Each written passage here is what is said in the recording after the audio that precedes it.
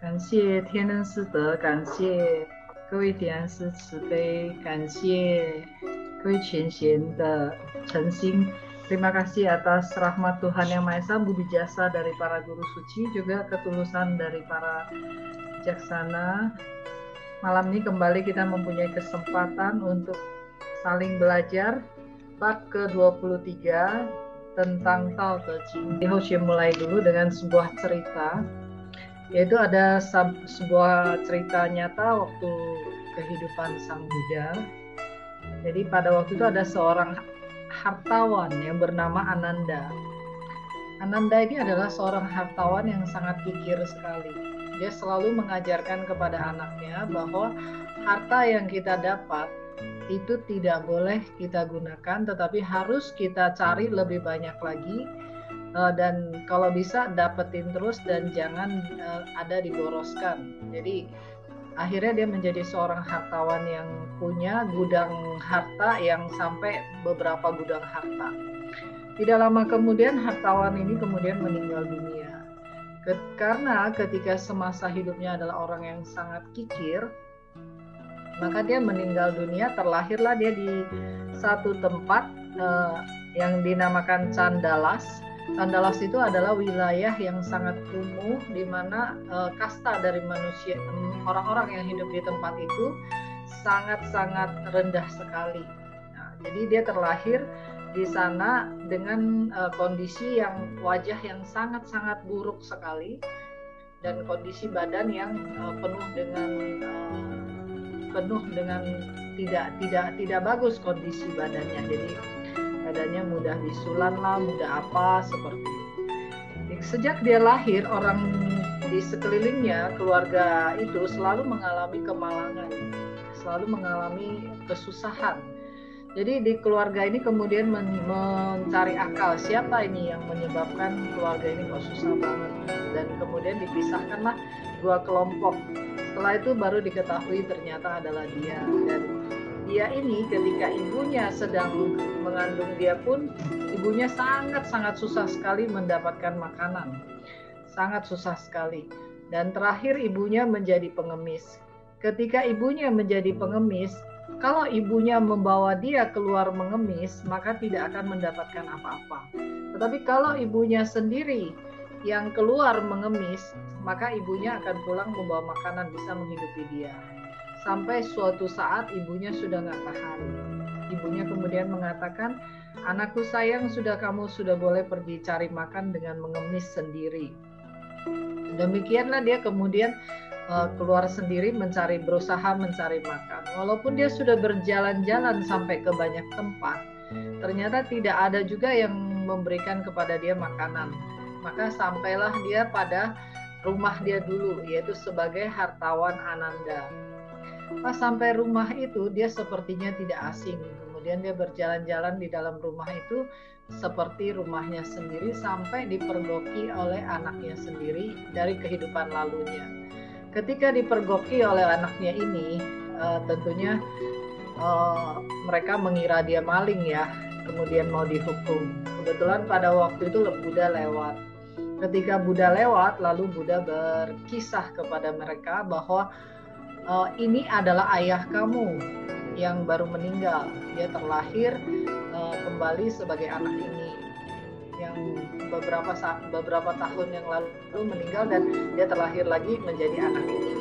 Jadi kalau kamu nggak percaya, bawa aja dia ke gudang-gudang uang kalian, katanya. Karena dia percaya kepada apa yang dikatakan oleh Buddha kepada dia, maka anaknya pun mengerti bahwa hukum karma di dunia ini adalah hakikat yang permanen, tidak bisa ditawar sama sekali. Adalah sesuatu yang pasti akan terjadi. Bagaimana interaksi dari diri kita, itu juga yang akan terjadi. Maka kemudian Buddha membuat sebuah syair yang sangat menarik sekali. Beliau mengatakan bahwa manusia di dunia mengatakan, anak-anak ini milikku, kekayaan ini milikku. Demikianlah pikiran orang yang bodoh, padahal dirinya pun bukan miliknya. Bagaimana bisa bilang keluarga, anak adalah harta adalah miliknya? Karena itu para bijaksana yang Hosea hormati, sesungguhnya kita pun tidak memiliki apa-apa di dunia ini. Walaupun kita memiliki kekayaan yang banyak, berlimpahan, walaupun kita memiliki anak cucu yang banyak, walaupun kita di dunia ini memiliki badan raga ini sekalipun, tapi semuanya itu adalah milik dari langit dan bumi. Karena kalau badan raga ini sudah sampai waktunya, kontrakannya sudah habis, maka kita harus kembalikan. Status kita juga harus kita kembalikan. Harta juga bukan menjadi milik kita, sudah tidak ditangankan kepada orang lain.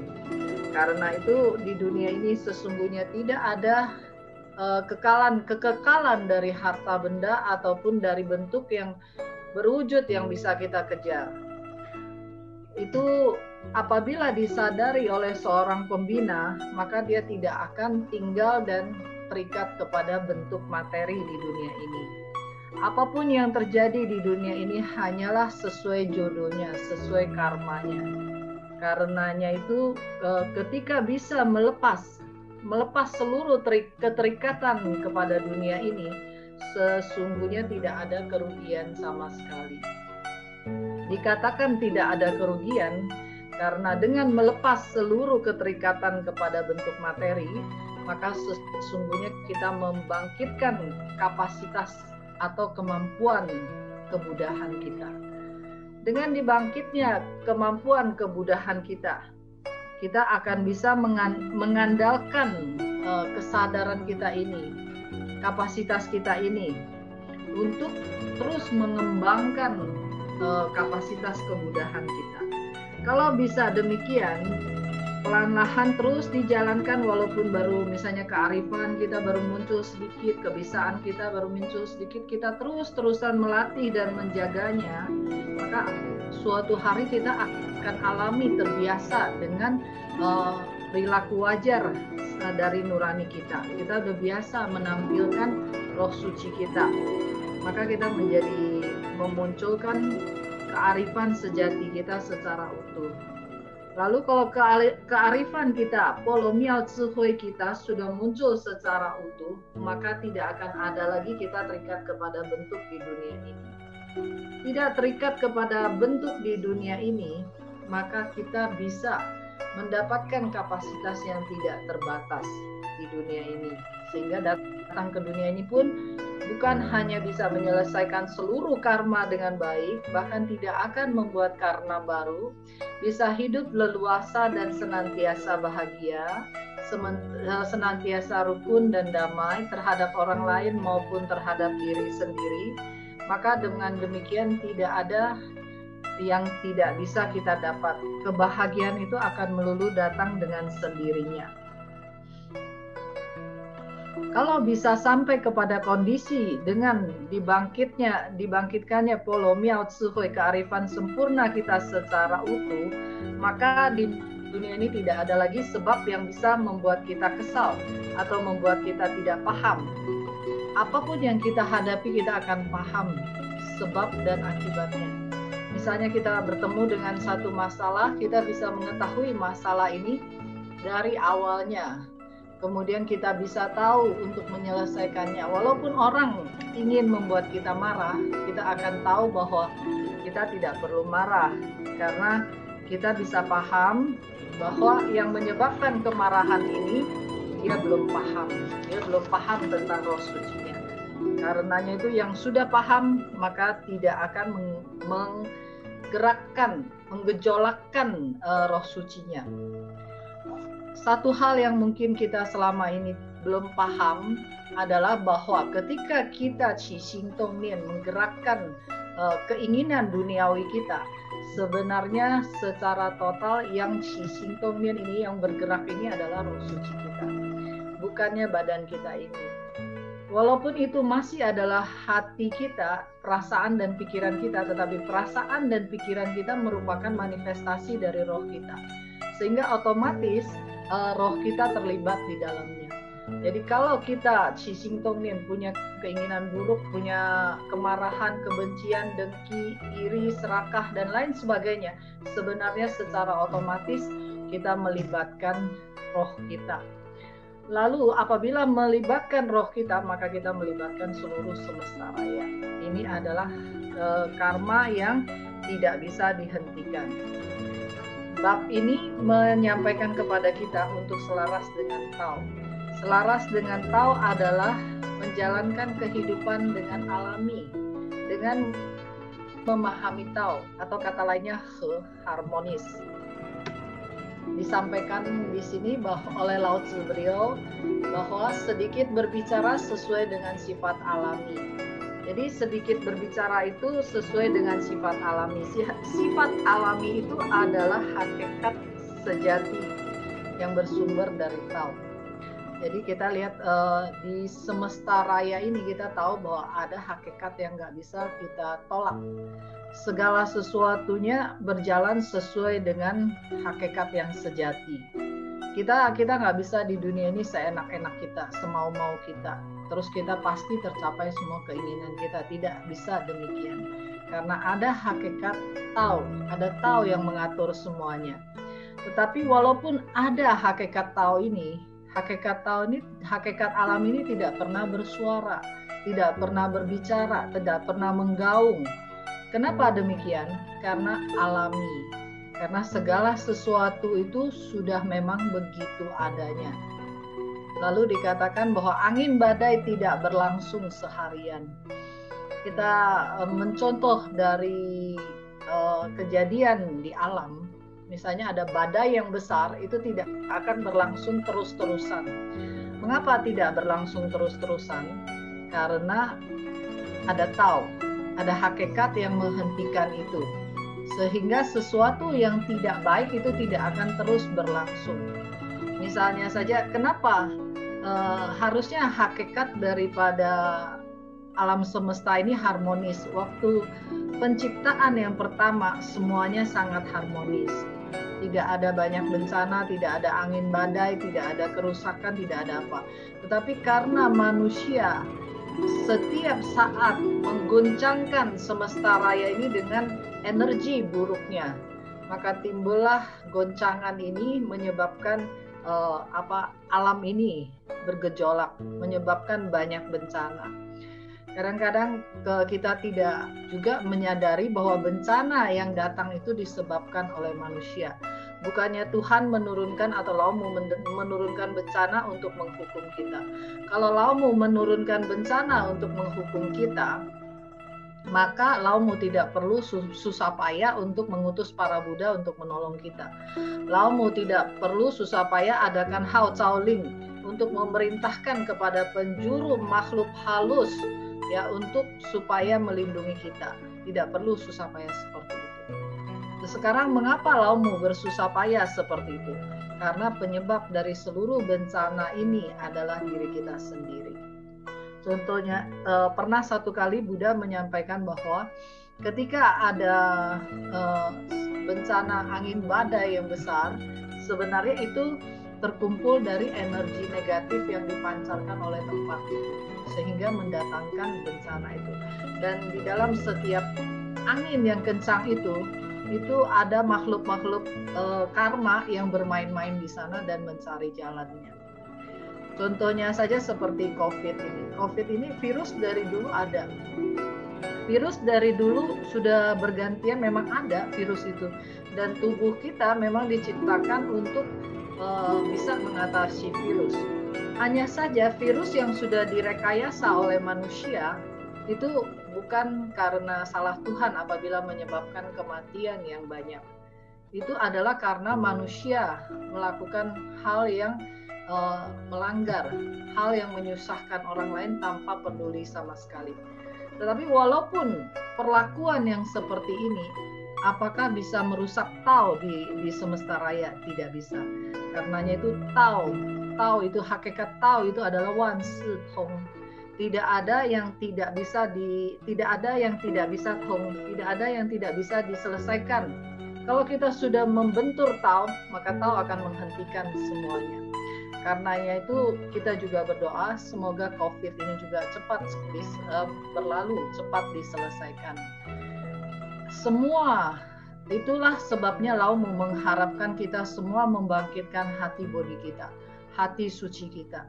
Agar apa? Agar kekuatan yang sudah diberikan Laumu kepada kita melalui Hao Caoling ini bisa membuat kita semua menggerakkan energi baik, menghentikan bencana yang lebih besar lagi yang akan datang. Semoga tidak menjadi bencana yang lebih luar biasa daripada sekarang. Paling tidak seperti itu. Karenanya itu dikatakan hujan badai tidak sepanjang hari. Begitu juga hujan badai itu tidak sepanjang hari. Bayangkan ya, kalau di dunia ini tidak ada Tao, tidak ada hakikat alami yang menjaga semua ini. Hujan itu kalau terjadi selama 1 bulan saja tenggelam sudah jadi lautan sudah ini. Nah, karenanya itu dikatakan siapa yang menjaga kondisi ini? Yang menjaga kondisi ini adalah langit bumi. Langit bumi dan roh suci adalah 3 besar di semesta raya ini. Adalah terkoneksi, adalah merupakan kekuatan yang memenuhi seluruh penjuru. Karenanya itu roh suci mematuhi langit, langit mematuhi bumi, bumi mematuhi Tao, dan Tao adalah hakikat yang alami. Semua masalah di dunia ini, maupun materi, maupun kondisi yang tidak sesuai dengan Tao, pasti akan tidak bertahan lama, akan dihentikan pada waktunya. Karenanya itu kita sebagai manusia yang memiliki roh suci sebagai salah satu dari kapasitas langit, adalah salah satu dari yang mengendalikan semesta ini, maka seharusnya kita juga meneladani sifat alami ini, hakikat alami dari Tao, yaitu sedikit bicara dan banyak melakukan hal yang baik. Ada kalanya kita berbicara, apalagi kalau kita berbicara gosip, berbicara hal-hal yang tidak sesuai dengan nurani, maka sebenarnya sebelum kita membuka mulut kita harus terlebih dahulu membuka hati kita, menyambungkan hati kita dengan Laumu, agar timbul rasa malu, rasa tidak berkehendak untuk mengucapkan kata-kata yang tidak baik. Sebelum kita menyumbangkan sesuatu yang energi yang tidak baik kepada seluruh semesta, maka lebih baik kita hentikan sebelum itu dikeluarkan. Karena akan mengakibatkan karma buruk bagi diri kita dan juga orang lain. Kalau satu kemarahan berantai dengan banyak kemarahan, itu dinamakan tidak lagi bisa rukun. Ketika tidak lagi bisa rukun di dunia ini, semua orang akan mengeluarkan energi kemarahan, energi frustasi, energi sedih, energi depresi. Apabila demikian, maka kita tidak lagi mendapatkan dukungan energi murni dari langit dan bumi. Para bijaksana yang Hoshe hormati, mengapa manusia pada saat capek, stres, lelah, kita ingin ke alam? Kita ingin keluar dari rumah, apalagi yang tinggal di apartemen misalnya, apalagi yang tinggal di rumah bertingkat. Kalau kita seperti COVID sekarang, kita tinggal di dalam rumah terus, kita tidak keluar-keluar, itu pasti lama-lama orang itu akan depresi, akan terganggu qin shi-shen-nya. Kenapa demikian? Karena manusia ini pada dasarnya harus terhubung dengan langit dan bumi. Makanya kalau ada waktu pun, misalnya kalau kita sekarang ini, kita harus mengusahakan diri kita itu agak keluar sedikit dan ada koneksi dengan langit dan bumi. Karena dengan demikian qin shi-shen kita juga akan terbantu. Tidak bisa terus-terusan terkurung di dalam ruangan. Dan penting juga untuk kita menjemur matahari, berolahraga, itu akan menjaga kondisi kita ini. Kita adalah bagian dari makhluk yang diayomi oleh langit dan bumi.